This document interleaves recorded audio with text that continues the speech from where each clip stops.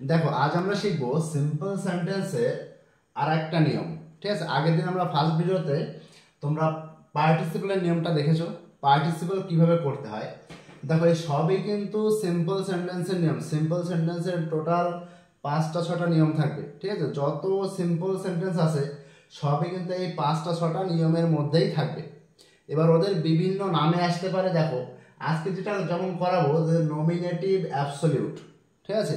এর আগেরটা আমরা করেছি কি পার্টিসিপল। ঠিক আছে, তোমাদের এই উদাহরণগুলো দেখে বুঝে যেতে হবে যে আমার কোন পার্টিসিপলটা, মানে কোনটা পার্টিসিপলের নিয়মে করব নাকি নমিনেটিভ অ্যাবসলিউটের নিয়মে করব। এবার সেটা কি করে বুঝবো যে এটা এই নিয়মে পড়েছে, নমিনেটিভ অ্যাবসলিউটের নিয়মে পড়েছে নাকি সিম্পল মানে পার্টিসিপলের নিয়মে পড়েছে নাকি ইনফিনিটিভের নিয়মে পড়েছে, এটা কি করে বুঝবো। দেখো ওটা বোঝার নিয়ম আছে। দেখো আগের দিন আমরা ভালো করে ক্লাসগুলো দেখবে এবং ভালো করে বুঝবে, আমার কথাগুলো ভালো করে ফলো করবে এবং এক্সাম্পলগুলো ভালো করে দেখবে। দেখো তাহলে আমরা আগের দিন যে পার্টিসিপেলের নিয়মটা শিখেছি। ঠিক আছে, আগের দিন যে পার্টিসিপেলের নিয়মটা সেখানে আমরা কি শিখেছিলাম। দেখো একটা ছিল কি এরকম, দেখো আমি এখানে দেখো উপরের আগের দিনের একটা উদাহরণ লিখেছি শুধুমাত্র দুটোর সঙ্গে কম্পেয়ার করার জন্য। ঠিক আছে, কম্পেয়ার করে কি করে বুঝবো যে কোনটা কোন নিয়মে পড়েছে। দেখো আগের দিন আমরা শিখেছিলাম কি যে সাবজেক্ট দুটো একই থাকবে। দেখো সাবজেক্ট দুটো একই থাকবে এবং তারপরে ভার্ব থাকবে। ঠিক আছে, তাহলে আমরা বুঝে যাবো এটা পার্টিসিপেলের নিয়মে পড়েছে। তখন আমার কাজ কি, এই প্রথমে যে ভার্ব থাকবে প্রথম বাক্যের সেই ভার্বের প্রেজেন্ট ফর্মের সঙ্গে আইএনজি যোগ করে বসিয়ে দেবো, সিইং এ টাইগার। ঠিক আছে, এইভাবে বসাবো, এখানে কমা হয়ে যাবে, তারপরে সেকেন্ড বাক্যটা পুরো বসে যাবে, হি বিকেম তারপরে স্ক্যার্ড, সে ভীত হয়েছিল। তাহলে এইভাবে হচ্ছে পার্টিসিপেলটা করতে হয়। এবার দেখো আগের দিন যেটা শিখেছিলাম সাবজেক্ট দুটো একই, এবার নমিনেটিভ অ্যাবসলিউটের ব্যাপারটা কেমন। নমিনেটিভ অ্যাবসলিউটে কি হয়, সাবজেক্ট দুটো আলাদা হয়, এটা তোমাকে মনে রাখতে হবে। সাবজেক্ট দুটো আলাদা যখন হবে তখন বুঝতে হবে না তাহলে আমার ওই আগে যে পার্টিসিপেলের নিয়মটা শিখেছি আমার ও নিয়ম ফলো করা যাবে না, তখন আমাকে এই নমিনেটিভ অ্যাবসলিউটের এই নিয়মটাই ফলো করতে হবে। তাহলে আমি কি করে বুঝবো, দেখো এটা আবার 3ভাবে করা যায়। ঠিক আছে, নমিনেটিভ অ্যাবসলিউট এটা তোমরা 3ভাবে করতে পারো। যেমন কি দেখো নমিনেটিভ অ্যাবসলিউট সাধারণত 3টি ব্যবহার দিয়ে কি করা হয়ে থাকে। 3টি ব্যবহার কেমন কেমন হয়, একটা হচ্ছে বিং ব্যবহার করা হয়, একটা হচ্ছে হ্যাভিং প্লাস ভি3 ফর্ম হয়, আর একটা হচ্ছে হ্যাভিং বিন। এবার আমরা কখন এই কোনটা ব্যবহার করব সেটা আমরা ভালো করে বুঝে নেব। দেখো তাহলে কখন কোনটা ব্যবহার করব এইটা ভালো করে বোঝা হচ্ছে আমাদের কাজ। আমি 3টে উদাহরণ দিয়ে এই 3টে জিনিস কিভাবে লেখা হয় বা কিভাবে আমরা বুঝবো সেই নিয়মটা আমি কিন্তু এখন বলছি, তোমরা ভালো করে উদাহরণটা ফলো করো। দেখো 1 নম্বর হচ্ছে কি, the weather was bad, I could not go to school. আবহাওয়া খারাপ ছিল, আমি স্কুলে যেতে পারিনি। দেখো এর আগেরটা আমরা কি করেছিলাম, এরকম অজয় থাকলে বিং, তারপরে আই, তারপরে যে শব্দ থাকে সেটা বসিয়ে দিয়ে পরেরটুকু বসিয়ে দিয়েছি, সাবজেক্ট এক ছিল, কিন্তু এখানে আলাদা যেহেতু সেজন্য কিন্তু ওই নিয়মে পড়বে না, কিন্তু ওয়াজের পরিবর্তে সেই বিংই বসবে আমাদের। ঠিক আছে, এখানে সেই বিং এর নিয়মটা যখন দেখবে সাবজেক্টের পরে এরকমের বি ভার্ব দেওয়া আছে এবং এটা মেইন ভার্ব হিসেবে ব্যবহার করা হয়। মেইন ভার্ব মানে এর নিজস্ব একটা মানে আছে। ঠিক আছে, এই যে এখানে যে শব্দটা থাকবে বি ভার্বটা থাকবে তার নিজস্ব একটা অর্থ আছে। যখন এই অর্থ থাকবে তখন আমাকে বুঝে যেতে হবে যেখানে আমি বিং ব্যবহার করবো, অর্থাৎ অ্যামিজার অজার এগুলো এখানে থাকলেই আমরা কি করব, পরপর বসাতে বসাতে পারবো, এখানে কিন্তু আর কিছু উঠবে না, এটা খেয়াল রাখতে হবে। দ্য ওয়েদার এখানে শুধু বিংটা বসাবো, দ্য ওয়েদার বিং, কারণ এটাকে আমরা বি ভার্ব বলি, ওর সঙ্গে আইএনজি যোগ করলাম, দ্য ওয়েদার বিং ব্যাড, মানে আবহাওয়া খারাপ হয়, তারপর কমা হয়ে যাবে এবং পরের বাক্যটার কোনো চেঞ্জ হবে না, যা আছে ঠিক তাই। খুবই সহজ, শুধু মনে রাখতে হবে কোনটা উঠাবো আর কোনটাকে রাখবো, শুধু এই জিনিসটা তোমাদের মনে রাখতে হবে, আর কিচ্ছু না। এর থেকে সহজ আর কিচ্ছু হয় না, শুধুমাত্র একটা জিনিস মনে রাখবো কি থাকলে কি দেবো। ঠিক আছে, এখানে আমরা অজয়ের পরিবর্তে আমরা বিং দিলাম, তার মানে যদি এরকম অজয়ার থাকে তারপরে অ্যামিজার থাকে এইগুলোর পরিবর্তে আমরা বিং কথাটা ব্যবহার করব। এবার দেখো পরেরটা, দেখো পরের উদাহরণটার মধ্যে পার্থক্য কোথায়, দেখো সাবজেক্ট দুটো তো আলাদা আছে, মেল আর উই, বুঝে গেলাম নমিনেটিভ অ্যাবসলিউটের মধ্যে পড়েছে। এবার তো এখানে কিন্তু এইখানে আগে যেমন এরকম একটা বিভাগ ছিল অ্যামিজার অজয়, সেগুলো কিন্তু নেই, দেখছো এখানে কিন্তু সেটা নেই। যখন দেখবে এরকম অ্যামিজার অজয় এগুলো নেই তখন বুঝবে আমাকে এই হ্যাভিং প্লাস V3 রুলটা ব্যবহার করতে হবে। তখন আমি কি করব, এখানে দেখো সাবজেক্টটা বসিয়ে দেবো দ্য বেল, তারপরে হ্যাভিং, তারপরে এখানে দেখো পাস্ট ফর্মে আছে, এটাকে V3 ফর্ম করে নিতে হবে আমাকে।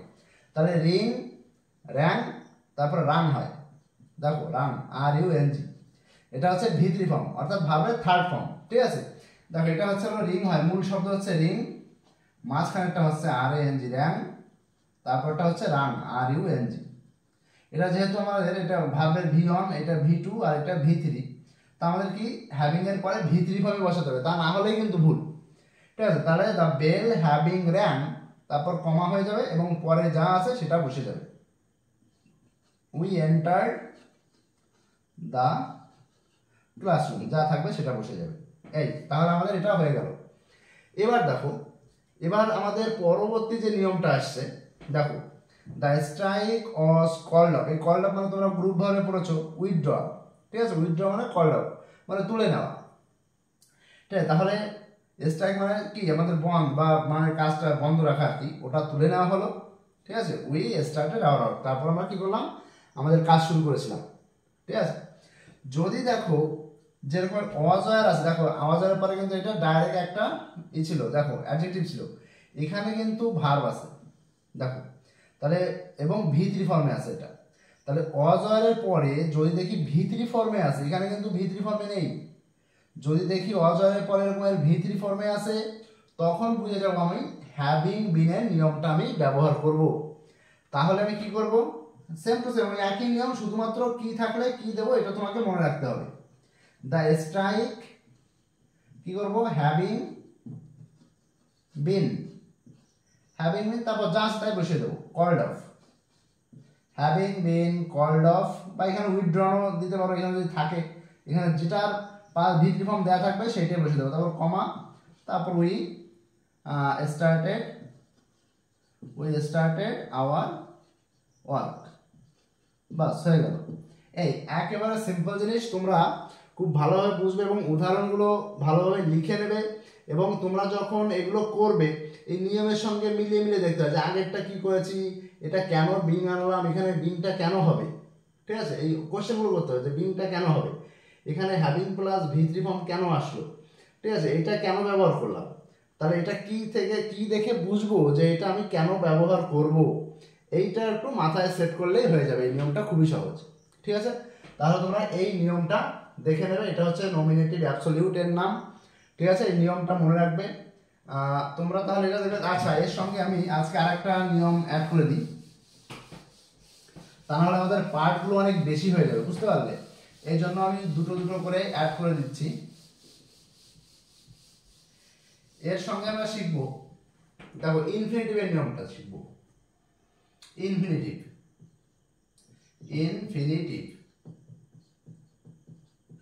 ইনফিনিটিভের নিয়মটা শিখবো। মনে রাখবে ইনফিনিটিভ মানে টু এর ব্যবহার। ঠিক আছে, এটা মনে রাখবে। এখন সংখ্যাটা মনে রাখার জন্য এটা হচ্ছে আমাদের রুল, এই 3 হিসেবে ধরে নিতে পারো, যে রুল 3 নম্বর রুল। ঠিক আছে, ইনফিনিটিভ মানে হচ্ছে, দেখো ইনফিনিটিভ অর্থাৎ টু এর ব্যবহার। ঠিক আছে, এটা আমরা কিভাবে করব, এটা নিয়ম আসলে আমরা কিভাবে করবো, দেখো দুটি বাক্য থাকবে। এটা কিভাবে বুঝবো, কি করব, দুটি বাক্য থাকবে, প্রথম দেখো প্রথম বাক্যটিকে কি করব, পুরোটা বসে যাবে,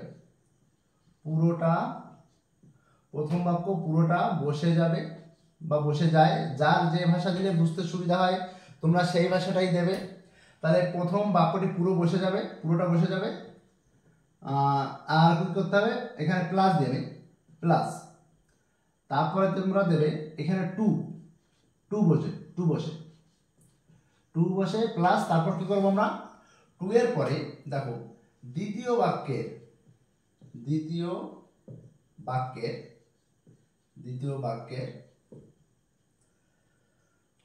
ভার্ব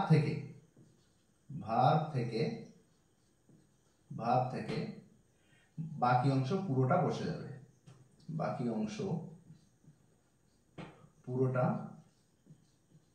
পুরোটা বসে যাবে বা যায়, তোমরা যে ভাষা দিলে তোমাদের বলছি, বারবার বলছি, যে ভাষা দিলে বুঝতে সুবিধা হয় সেই ভাষাটাই তোমরা দেবে।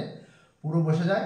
এখানে একটা পয়েন্ট লিখে রাখবে, তবে মনে রাখতে হবে, তবে মনে রাখতে হবে, মনে রাখতে হবে, কি মনে রাখবো আমরা? মনে রাখতে হবে টু এর পরে, টু এর পরে বা পর যা দাও, সর্বদা সর্বদা ভার্বের প্রেজেন্ট ফর্ম বসে, প্রেজেন্ট ফর্ম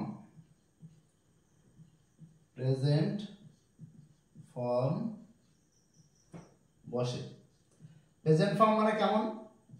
প্রেজেন্ট ফর্মটা বুঝতে, যেমন ধরো গো, ওয়েন্ট, গান, গো এন্ড গান, তাহলে আমরা কি করবো? এইটা হচ্ছে ভি অন, মানে এটাই হচ্ছে প্রেজেন্ট ফর্ম, এটা হচ্ছে ভি টু মানে পাস্ট ফর্ম, এটা হচ্ছে ভি থ্রি মানে পাস্ট পার্টিসিপল ফর্ম। ঠিক আছে, তাহলে সব সময় টু এর পরে সব সময় এই ভি অন বা আমার প্রেজেন্ট মানে প্রেজেন্ট ফর্মটাই বসবে। ঠিক আছে, যদি মনে করো টু এর পর প্রেজেন্ট ফর্মটা দাওনি, মনে রাখবে আমার এটা শিওর ভুল, এর মধ্যে আর কোনো কথা নেই বা গল্প নেই এর মধ্যে। ঠিক আছে, অতএব তোমরা কিন্তু এটা ভালো করে মনে রাখতে হবে যে টু এর পর, এটা একবারে সারা জীবন একই নিয়ম, একই রুল, যে কোনো জায়গায় টু ব্যবহার করলেই তারপরে সবসময় প্রেজেন্ট ফর্মে বসবে, তা না হলেই ওটা ভুল। ঠিক আছে, তাহলে এটা মনে রাখবে। এবার দেখো আমরা এক্সাম্পলের মাধ্যমে শিখি। এক্সাম্পল দিয়ে কী করে কী করবো? ধরো আমি বললাম আই ওয়েন্ট টু মার্কেট, আমি বাজারে গিয়েছিলাম। ঠিক আছে, আই বট এ পেন, আমি একটি কি কলম কিনেছিলাম। এইটা দিয়ে তোমাকে বলতে পারে যেটা তুমি ইনফিনিটিভ করো, অথবা বলতে পারে সিম্পল করো। ঠিক আছে, ইনফিনিটিভ করো অথবা সিম্পল করো। তখন আমি কি করব? তাহলে আমাকে মনে রাখতে হবে, এটা করতে পারলে কি প্রথম বাক্যটা আমি পুরো বসে দেবো, আই ওয়েন্ট টু মার্কেট, তারপর কি করব? এখানে টু বসাবো, টু দিয়ে কি করব? দ্বিতীয় বাক্যে দেবো, দ্বিতীয় বাক্যে ডাইরেক্ট ভার্বে চলে যাব। এই যে ভার্ব, সাবজেক্টের পরেই ভার্ব আছে, তার মানে এর ভার্ব থেকে আমার পুরো অংশ বসে যাবে। এবার কি বলেছিলাম? তবে মনে রাখতে হবে টু এর পরে সর্বদা ভার্বের প্রেজেন্ট ফর্ম বসে। তাহলে এই যে যেটা আছে এটা হচ্ছে পাস্ট ফর্মে আছে, বাই এর পাস্ট ফর্ম হচ্ছে এটা বি ইউ ওয়াই, এটার পাস্ট ফর্ম। তাহলে এখানে আমরা কি দেবো? বাই কথাটাই ব্যবহার করব, কারণ টু এর পরে কখনো পাস্ট ফর্ম বা পাস্ট পার্টিসিপাল ফর্ম বসে না, এটা আমাদের মনে রাখতে হবে। তাহলে টু বাই এ পেন মানে কলম কিনতে গিয়েছিলাম, এখানে কিনতে এরকম ব্যাপারটা আছে, বাজারে গিয়েছিলাম কলম কিনতে। ঠিক আছে, এই জন্য হচ্ছে টু এর ব্যবহার, এটা হচ্ছে ইনফিনিটিভ এর ব্যবহার।